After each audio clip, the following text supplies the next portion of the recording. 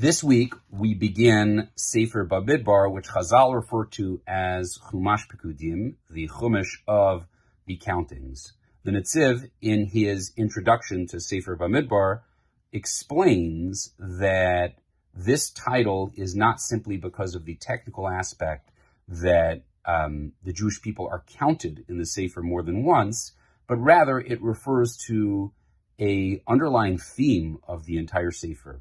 And that underlying theme is a transition for all of Klal Yisrael, for the Jewish people to change from the mode of experiencing Kadosh Baruch Hu through open miracles, as they experienced in Mitzrayim, to a new method of experiencing the Kadosh Baruch Hu through the natural order in a more subtle and less visible manner. And he proves this in a variety of ways. The first is obviously in Mitzrayim, our enemies are defeated through the hand of HaKadosh Baruch Hu and HaKadosh Baruch Hu alone.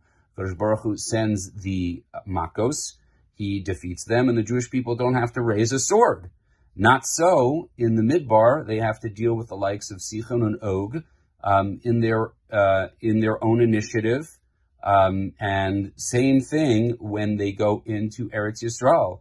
The conquest of Eretz Yisrael is going to need to be done by sword with the help of Hashem. Second, he cites a medrash in Bereishis Rabbah that unlocks this even more when we learn the Avdel Elokim Beino Or Uvein HaChoshech, when Hashem separated between the light and the dark.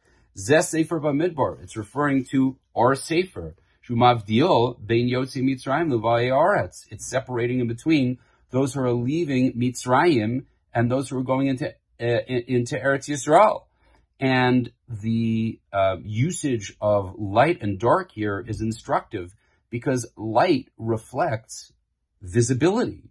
It's the idea that something is right there in front of your eyes, able to see and able to notice. Not so for darkness. That's the difference between Mitzrayim and the time in the Midbar, is that in Mitzrayim, everything was visible. Everything was easy to notice. Not so in the Midbar. You have to see in the darkness. And the Netziv further says we see this in the two times that the Jewish people are counted.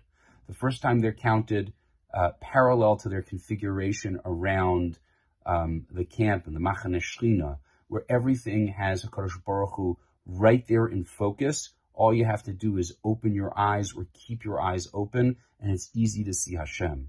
Not so for when Klal Yisrael are counted in Parshas Pinchas, because when they're counted in Parshas Pinchas, that is solely focused on the conquest of Eretz Yisrael. And that conquest of Eretz Yisrael is going to be done B'halichos HaTeva, in the natural order, and you're going to see HaKadosh Baruch Hu only in a much more subtle manner.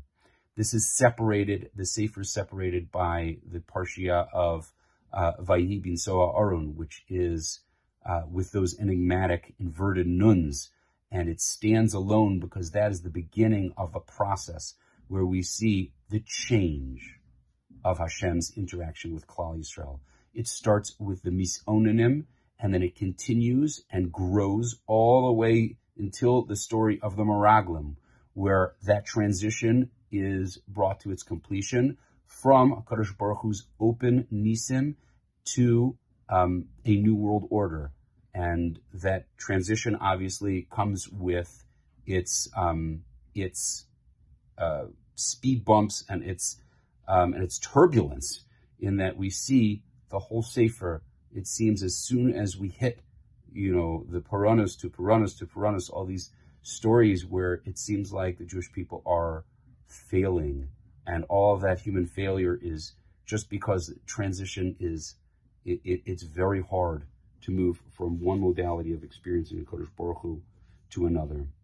Broadly speaking, the Netziv now gives us a key to look at the whole Sefer, and on the one hand, it's sad and challenging to see all of these struggles in these stories over and over again, and to see Klal Yisrael really, really go through a lot of struggling. But on the other hand, it does make the storyline very accessible because all of us are living in an era where we all must strive to appreciate HaKadosh Baruch Hu's involvement in our lives through the subtlety of the details we're experiencing.